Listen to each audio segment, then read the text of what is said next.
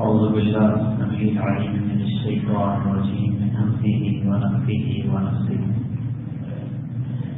الرجال قوامون على النساء بما فضل الله بعضهم على بعض وبما أنفقوا من أموالهم فالصالحات قانتات حافظات للغيب بما حفظ الله واللاتي تخافون نشوزهن فعظوهن واهجروهن في المضاجع واضربوهن فإن أطعنكم فلا تبغوا عليهن سبيلا إن الله كان عليا كبيرا. الرجال قوامون على النساء، مرد عورتوں پر حاکم ہیں، نگران ہیں. بما فضل اللہ بعضهم على بعض، اس وجہ سے کہ اللہ نے ان کے بعض کو بعض پر فضیلت عطا کی. وبما انفقوا من اموالهم، اور اس وجہ سے کہ انہوں نے اپنے مالوں سے خرچ کیا ہے. فالصالحات قانتات حافظات للغیب بما حفظ اللہ، پس نیک عورتیں فرما بردار ہیں، غیر حاضری کی حفاظت کرنے والیاں ہیں، اس لیے کہ اللہ نے انہیں محفوظ رکھا.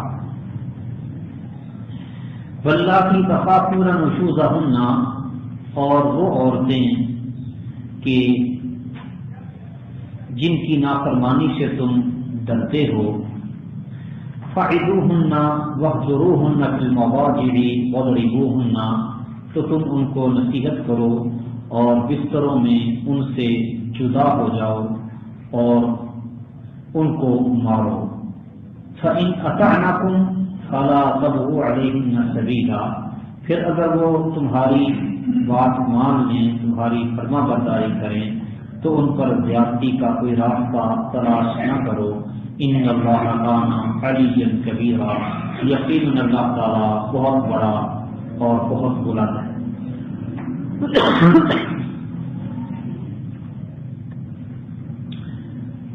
الرجال قوامون علی النساء، مرد عورتوں پر حاکم، نگران، نگہبان ہیں. شریعت نے گھر کے بندوبست اور انتظام و انسجام کے لیے مرد کو گھر کا سربراہ اور نگران مقرر کیا ہے، اور عورت کو مرد کے ماتحت رکھا ہے کہ وہ اس کی ماتحتی میں زندگی گزارے. قرآن مجید نے اس کی دو وجہیں ذکر کی ہیں، دو وجوہات ہیں جن کی بنا پر مرد عورتوں پر حاکم ہے. ایک تو یہ کہ مرد طبعی طور پر اللہ رب العالمین نے مضبوط بنایا ہے، مرد کو یہ امتیاز حاصل ہے کہ وہ منتظم ہے. اور دوسرا یہ کہ گھر کے تمام تر اخراجات نام نقطے کی ذمہ داری مرد کے سر پہ ہوتی ہے. یعنی مرد کو اللہ تعالیٰ نے طبعی طور پر، فطری طور پر عورت سے افضل، بہتر، مضبوط بنایا ہے. اور دوسری وجہ یہ کہ مرد گھر کا سارا انتظام کرتا ہے، گھر کا خرچ اخراجات یہ مرد کی ذمہ داری ہوتی ہے. اس لیے مرد حاکم ہیں اور محترم، مرد عورتوں پر نگران اور نگہبان ہیں. مرد کی بات ماننا، اس کی اطاعت کرنا، فرما برداری کرنا، یہ عورت پر لازم ہے.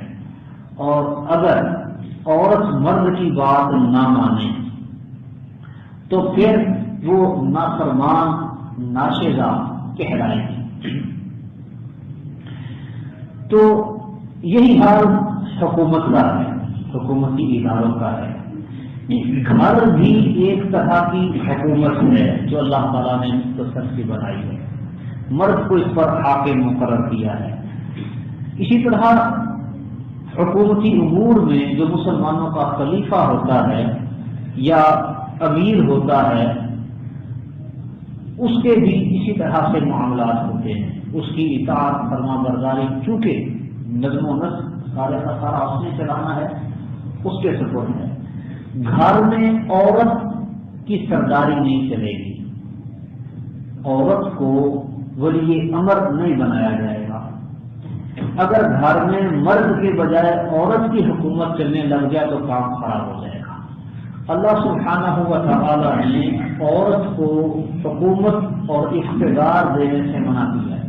نبی کریم صلی اللہ علیہ وسلم فرماتے ہیں وہ قوم کبھی فلاح نہیں پا سکتی، کامیاب نہیں ہو سکتی، جس نے اپنے امور، اپنے معاملات کا ذمہ دار اور اپنا نگران اور حاکم کسی عورت کو بنا لیا۔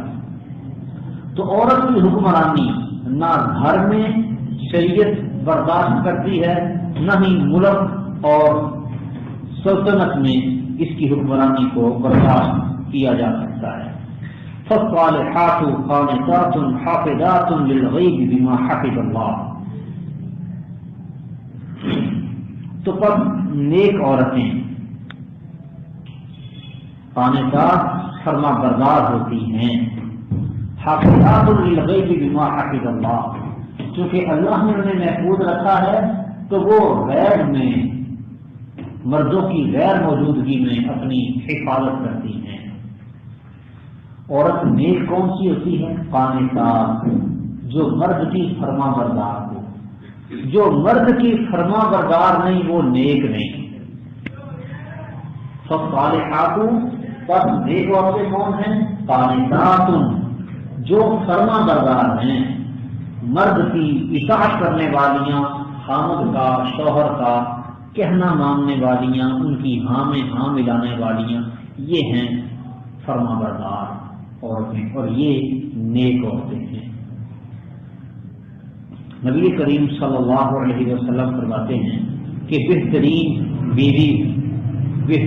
بیوی وہ عورت ہے اذا نظرت الیہا سرت کا، جب آپ اسے دیکھیں تو وہ آپ کو خوش کر دے۔ یعنی مرد اپنی بیوی کو جیسا دیکھنا چاہتا ہے وہ ویسی بن کے رہے۔ نیک عورت کی نشانی کیا ہے؟ اذا نظرت الیہا سرت کا وَإِذَا أَمَرْتَهَا أَطَاعَتْكَ، جب تو اس کو حکم دے تو وہ تیری اطاعت کرے، فرما برداری کرے۔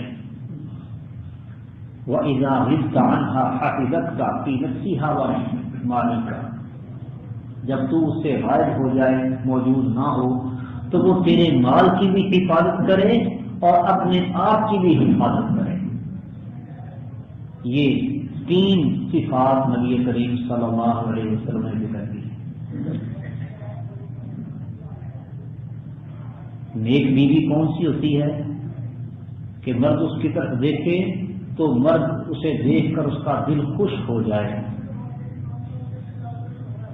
اس کو حکم دے تو یہ اس کا حکم مانے، اور جب یہ گھر میں موجود نہ ہو تو مرد کے ساز و سامان کی بھی حفاظت کرے اور اپنے آپ کی بھی حفاظت کرے۔ یہ نیک بیوی کی علامات ہیں۔ اسی کی طرف اللہ تعالیٰ نے بھی اشارہ کیا ہے، فالصالحات، پس نیک عورتیں وہ ہیں قانتات، جو فرما بردار ہوں۔ نیک عورتیں فرما بردار ہوتی ہیں، خامدوں کا حکم ان کا کہا ماننے والیاں، حافظات للغیب بما حفظ اللہ، یعنی حسن معاشرت کا حکم دیا ہے اللہ سبحانہ و تعالیٰ نے خامدوں کو عورتوں کے ساتھ، کہ عورتوں کے ساتھ اچھا برتاؤ کریں، اچھا تعلق رکھیں، اور عورتوں کو بھی حکم دیا ہے کہ وہ مردوں کا حق محفوظ رکھیں، ان کی غیر موجودگی میں وہ ان کے مال اور اپنی عزت و آبرو کی حفاظت کرتی رہے۔ واللاتي تخافون نشوزهن فعظوهن واهجروهن في المضاجع واضربوهن، اور وہ عورتیں کہ جن کی سرکشی سے، جن کی نافرمانی سے تم ڈرتے ہو، تمہیں خدشہ ہے کہ یہ نافرمانی کریں گی، فعظوهن، ان کو نصیحت کرو، واهجروهن في المضاجع، ان کو بستروں میں الگ چھوڑ دو، واضربوهن، اور انہیں مارو۔ یہ تین درجات ہیں۔ یعنی عورت اگر کوئی نافرمانی کرتی ہے تو پھر اس کے لیے سب سے پہلا کام ہے فاعذوہن، ان کو نصیحت کی جائے، سمجھایا جائے، پیار سے، غصے سے، جیسے بھی۔ لیکن اگر وہ نہیں مانتی، سمجھانے کے باوجود نہیں سمجھتی، پھر اگلا کام ہے وَاهْجُرُوهُنَّ فِي الْمَضَاجِعِ، انہیں خوابگاہوں میں الگ کر دو، اپنے سے ان کو جدا کر دو، اپنے قریب نہ آنے دو۔ وَاهْجُرُوهُنَّ فِي الْمَضَاجِعِ، نبی کریم صلی اللہ علیہ وسلم کا فرمان ہے فَلَا تُضْرِبِ الْوَجْهَ، چہرے پر نہیں مارنا، وَلَا تُقَبِّحْ، اور اس کو برا بھلا نہیں کہنا، بدصورت نہیں کہنا، وَلَا تَهْجُرْ إِلَّا فِي الْبَيْتِ، اور جب اس سے تم نے جدائی اختیار کرنی ہے سزا کے طور پر، تو پھر بھی رہنا گھر میں ہی ہے۔ وَلَا تَهْجُرْ إِلَّا فِي الْبَيْتِ، گھر میں رہتے ہوئے ان سے جدا رہنا، یہ نہیں کہ گھر بندہ داخل ہی نہ ہو، ایسا کرنا پڑے۔ وَاهْجُرُوهُنَّ فِي الْمَضَاجِعِ، فِي الْبُيُوتِ نہیں کہا کہ گھروں میں اکیلے چھوڑ کے رات گھر سے باہر رات گزارو، نہیں۔ وَاهْجُرُوهُنَّ فِي الْمَضَاجِعِ، بستروں میں ان کو الگ کر دو۔ وَاضْرِبُوهُنَّ، اس سے بھی ان کی عقل ٹھکانے پر نہ آئے تو پھر وَاضْرِبُوهُنَّ، انہیں مارنے کی بھی شریعت نے اجازت دی ہے، لیکن مارنا کہتا ہے ضربًا غیر مبرح، ایسی مار مارو جو نشان نہ چھوڑے، اس کی ہڈیاں نہیں توڑنا شروع کر دیں، مار مار کے اس کا جسم متورم نہیں کر دینا، سجا نہیں دینا کہ سوزش آ جائے جسم پہ، نشان پڑ جائیں، یہ کام تھا۔ فَإِنْ أَطَعْنَكُمْ، پھر یہ جو طریقہ کار بتایا ہے شریعت نے، اس کے مطابق تم عمل کرو اور اس کے نتیجے میں عورت سیدھی ہو جائے، تمہاری اطاعت کرنے لگ جائے، بات ماننے لگ جائے، فَلَا تَبْغُوا عَلَيْهِنَّ سَبِيلًا، پھر انہیں مارنے کے بہانے نہ تلاش کرو کہ اب ہاتھ کھل ہی گیا تو چلو پھر اب چلتا ہی رہے بات بات سے۔ پنجابی میں کہتے ہیں آٹا گوندی ہلتی کیوں، اعتراض کرنے کے لیے تو کئی بہانے مل جاتے ہیں، تو بہانے نہ تلاش کرو۔ فَلَا تَبْغُوا عَلَيْهِنَّ سَبِيلًا، پھر ان پر کوئی راستہ تلاش نہ کرو ان کو ستانے کے لیے، تنگ کرنے کے لیے۔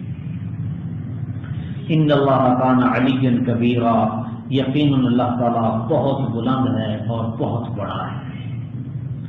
وَإِنْ خِفْتُمْ شِقَاقَ بَيْنِهِمَا فَابْعَثُوا حَكَمًا مِنْ أَهْلِهِ وَحَكَمًا مِنْ أَهْلِهَا، اور اگر تم ان دونوں کے درمیان مخالفت سے ڈرو تو ایک منصف، ایک فیصلہ کرنے والا عورت کے گھر سے اور ایک فیصلہ کرنے والا مرد کے گھر سے، حکم من اہلہ، مرد کے قبیلے، مرد کے خاندان سے ایک آدمی، وہ حکم من اہلہا، اور ایک منصف، ایک فیصلہ کرنے والا عورت کے خاندان سے، ان دونوں کو ملا کے بٹھا دو۔ ان یریدا اصلاحا، اگر یہ دونوں اصلاح چاہیں، صلح کروانا چاہیں گے، یوفق اللہ بینہما، اللہ تعالیٰ ان کے درمیان موافقت پیدا کر دے گا۔ ان اللہ کان علیما خبیرا، یقیناً اللہ ہمیشہ سے ہی خوب جاننے والا، بڑا خبردار ہے۔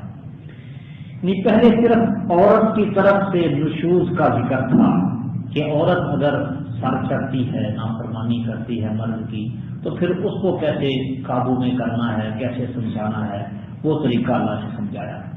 اب یہاں پہ ذکر کر رہے ہیں اللہ سبحانہ و تعالیٰ کہ عورت وہ اپنی جگہ اکڑ جائے اور مرد اپنی جگہ پہ اکڑ جائے، دونوں کی طرف سے نشود آ جائے، پھر میاں بیوی کے درمیان صلح کروانے کا طریقہ کار کیا ہوگا؟ تو اس کا طریقہ کار یہ ہے کہ حاکم کو چاہیے کہ ایک آدمی عورت کے خاندان سے اور ایک آدمی مرد کے خاندان سے لے اور ان دونوں کو کہے کہ تم دونوں بیٹھ کر آپس میں ان کا قضیہ معاملہ سنو اور حل کرو۔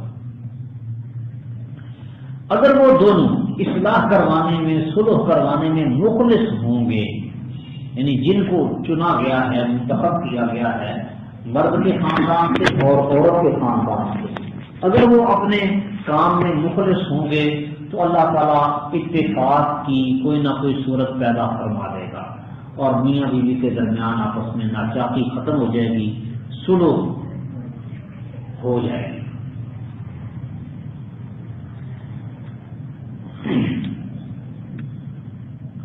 ان اللہ کان علیم خبیرا، یقیناً اللہ تعالیٰ خوب ہمیشہ سے ہی خوب جاننے والا اور بڑا خبر رکھنے والا ہے، خبردار ہے۔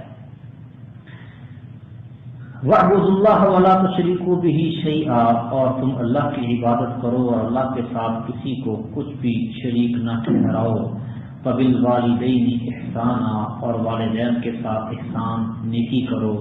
وَبِذِي الْقُرْبَى، اور قریبی رشتہ داروں کے ساتھ، وَالْيَتَامَى، اور یتیموں کے ساتھ، وَالْمَسَاكِينِ، اور مسکینوں کے ساتھ، وَالْجَارِ ذِي الْقُرْبَى، اور قرابت دار پڑوسی کے ساتھ، وَالْجَارِ الْجُنُبِ، اور اجنبی پڑوسی کے ساتھ، یعنی اس کے ساتھ کوئی قرابت نہ ہو۔ وَالصَّاحِبِ بِالْجَنبِ، اور ہم نشین ساتھ بیٹھنے والا پہلو کے ساتھی کے ساتھ، وَابْنِ السَّبِيلِ، اور مسافر کے ساتھ، وَمَا مَلَكَتْ أَيْمَانُكُمْ، اور ان کے ساتھ بھی نیکی کرو جن کے مالک بنے ہیں تمہارے دائیں ہاتھ، یعنی تمہارے غلام اور تمہاری لونڈیاں۔ ان اللہ لا يحب من كان مختالا فخورا، یقیناً اللہ تعالیٰ اس کو ہرگز پسند نہیں کرتا جو اترانے والا، فخر کرنے والا ہو۔ میاں بیوی کے معاملات کے بعد دوسرے حقوق والوں کے ساتھ احسان کا اللہ تعالیٰ نے ذکر کیا ہے، مگر ابتدا اللہ تعالیٰ کی عبادت کے حکم اور شرک سے اجتناب کرنے کا حکم دے کر کی ہے، کیونکہ ہر کام کی ابتدا اسی سے ہوتی ہے۔ جیسے کہ اس صورت کا موضوع عموماً عورتوں کے مسائل ہیں، صورت نساء کا موضوع خواتین کے مسائل ہیں، لیکن اللہ نے شروع کہاں سے کیا ہے؟ اے لوگو اللہ سے ڈر جاؤ،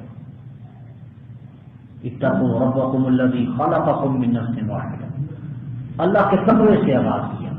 تو نقطہ آغاز یہی ہے، اللہ تعالیٰ کی توحید، اللہ کا تقوی، اللہ کی عبادت، شرک سے اجتناب، یہ نقطہ آغاز ہے تمام تر امور کا۔ تو اللہ نے حکم دیا کہ اللہ کی عبادت کرو، دوسرا حکم دیا وَلَا تُشْرِكُوا بِهِ شَيْئًا، اور اللہ کے ساتھ شرک نہ کرو، یعنی کہ اللہ سبحانہ و تعالیٰ کے برابر مخلوق میں سے کسی کو بھی قرار نہ دو۔ وَبِالْوَالِدَيْنِ إِحْسَانًا، اور والدین ماں باپ کے ساتھ احسان کرو۔ توحید کا حکم ہے اور اس کے بعد درجہ بدرجہ رشتہ داروں کا اللہ تعالیٰ نے ذکر کیا ہے۔ اللہ تعالیٰ کے حق کے بعد والدین کا حق ہے۔ وَبِالْوَالِدَيْنِ إِحْسَانًا، والدین کے ساتھ احسان، حسن سلوک، اچھا سلوک کرنا، یہ اللہ رب العالمین کی توحید کے بعد سب سے پہلے ہے۔ ہاں، وہ جو عورت شادی شدہ ہوتی ہے خامد والی، اس کے لیے اللہ رب العالمین کے حق کے بعد سب سے پہلا حق اس کے خامد کا ہے، پھر اس کے ماں باپ کا حق آتا ہے۔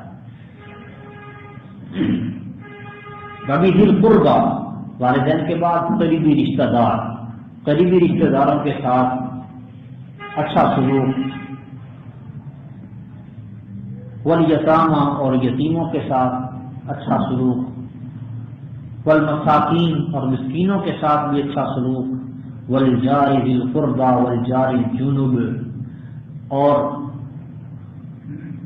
قریبی رشتہ دار پڑوسی، جار ذی القربہ، قرابت والا پڑوسی جس کے ساتھ خاندانی تعلق بھی ہے، رشتہ داری بھی ہے اور پڑوسی بھی ہے، اس کے ساتھ بھی اچھا سلوک۔ والجار الجنوب، اور اجنبی پڑوسی جس کے ساتھ یعنی تعلق رشتہ داری کا نہیں، اس کے ساتھ بھی اچھا سلوک کرو۔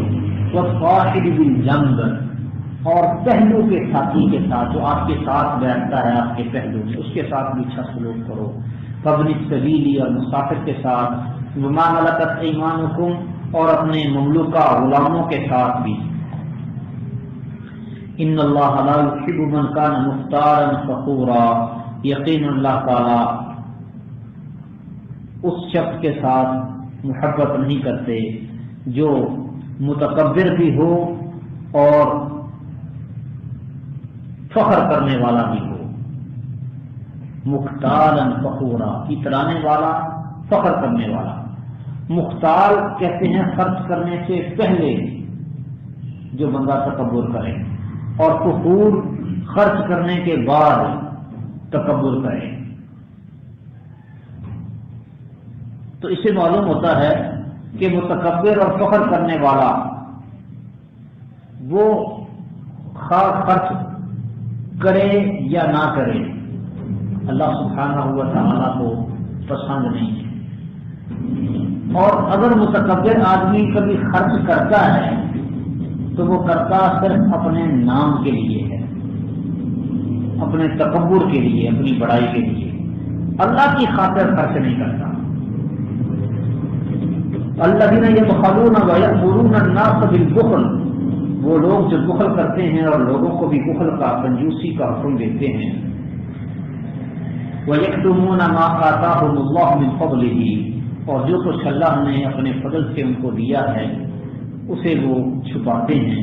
وَأَعْتَدْنَا لِلْكَافِرِينَ عَذَابًا مُهِينًا، اور ہم نے کافروں کے لیے رسوا کن عذاب تیار کر رکھا ہے۔ اس آیت میں بخل کی مذمت کی گئی ہے، اور بخیل کے لیے کافر کا لفظ اللہ تعالیٰ نے استعمال کیا ہے۔ وَأَعْتَدْنَا لِلْكَافِرِينَ عَذَابًا مُهِينًا، بات بخیلی کی ہو رہی ہے، جو بخل کرتے ہیں اور لوگوں کو بخل کا حکم دیتے ہیں۔ اللہ نے اپنے فضل سے جو کچھ ان کو دیا ہے اس کو چھپا لیتے ہیں۔ ہونا تو یہ چاہیے تھا کہ بخل کرنے والوں کے لیے عذاب مہین، لیکن یہاں پہ لفظ اللہ نے کیا بولا ہے؟ اعتدنا للکافرین عذاب مہین، اس کو کفر شمار کیا اللہ تعالیٰ۔ کفر ومانا ناشکری اللہ سبحانہ و تعالیٰ کی، اسے وہ کفر اکبر مراد نہیں ہے۔ تو بعض لوگوں نے اس آیت میں مذکور بخل سے مراد یہودیوں والا بخل لیا ہے، جو یہود لوگ کیا کرتے تھے۔ بہرحال بخل مسلمان کریں یا یہودی کریں ہے مذموم ہی، قابل مذمت ہے۔ تو اللہ تعالیٰ ایسے لوگوں کو پسند نہیں کرتا۔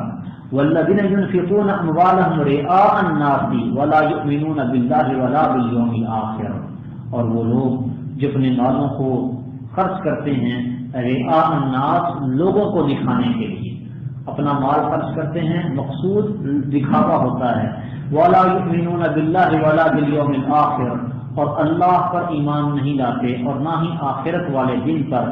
فمن یکن الشیطان له قرینا فساء قرینا، تو شیطان جس کا ہم نشین ہوا فساء قرینا، تو وہ بہت برا ہم نشین، بہت برا ساتھی ہے۔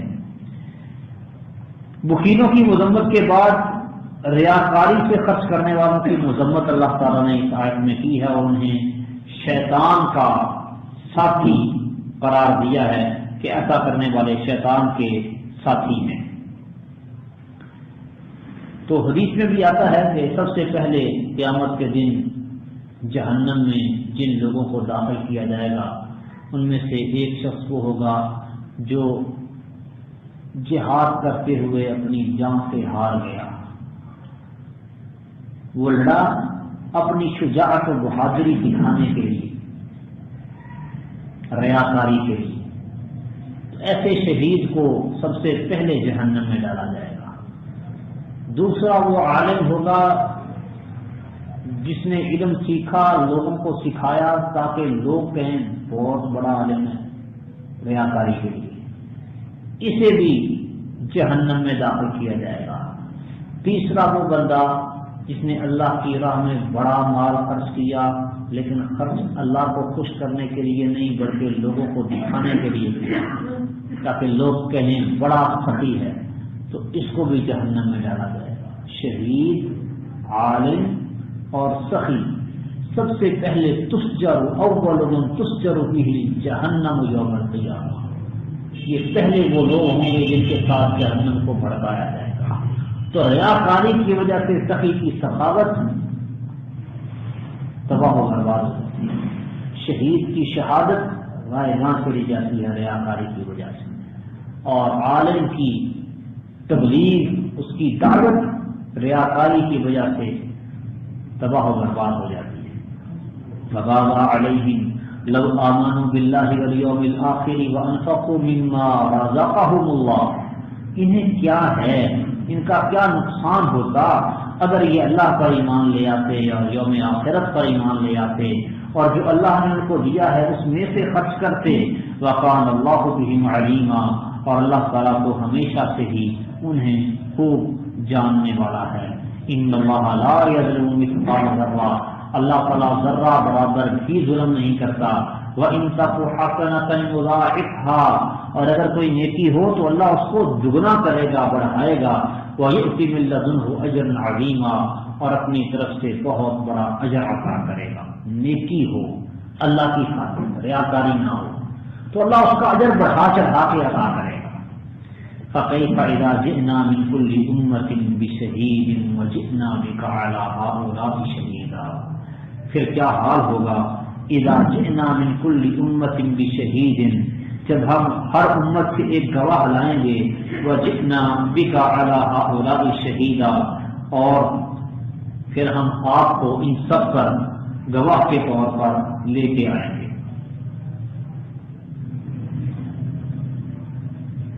تو یہ اشارہ قیامت کی طرف ہے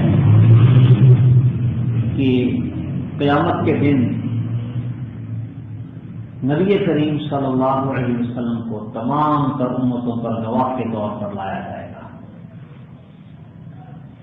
یومئذ یود الذین کفروا وعصوا الرسول، اس دن وہ لوگ جنہوں نے کفر کیا اور رسول کی نافرمانی کی، وہ چاہیں گے، خواہش کریں گے، لو تسوی بہم الارض، کاش کہ ان پر زمین برابر کر دی جائے، یعنی ان کو زمین میں دفنا کے اور زمین کو برابر کر دیا جائے، یہ مٹی کے ساتھ مٹی ہو جائے۔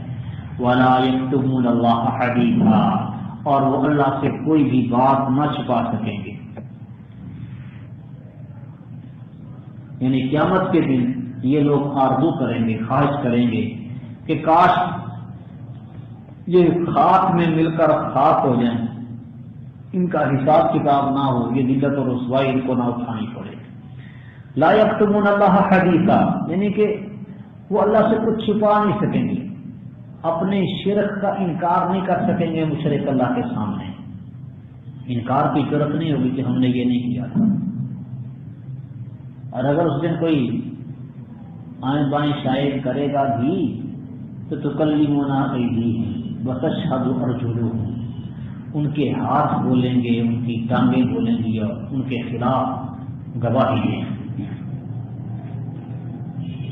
تو یہ اللہ سبحانہ ہوا تعالیٰ قیامت کے دن ان کے سامنے سارا کچھ ان کو بتائے گا، تو پھر اس وقت یہ خواہش اور آرزو کریں گے کہ کاش ہم مٹی ہو جاتے، ہمیشہ ہمیشہ کے لیے ہی مر جاتے، دوبارہ ہمیں زندگی نہ دی جاتی۔